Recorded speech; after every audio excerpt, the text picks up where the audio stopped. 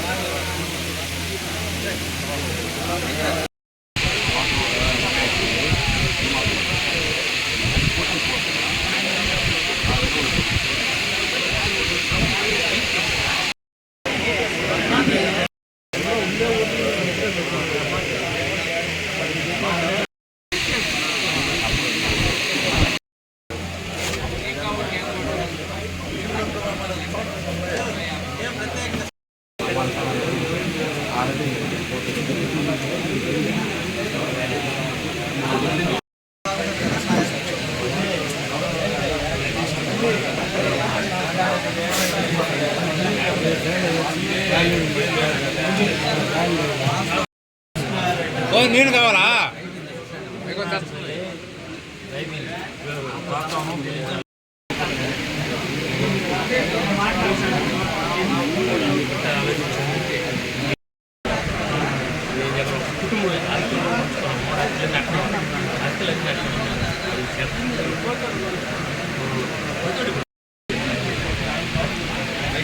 okay okay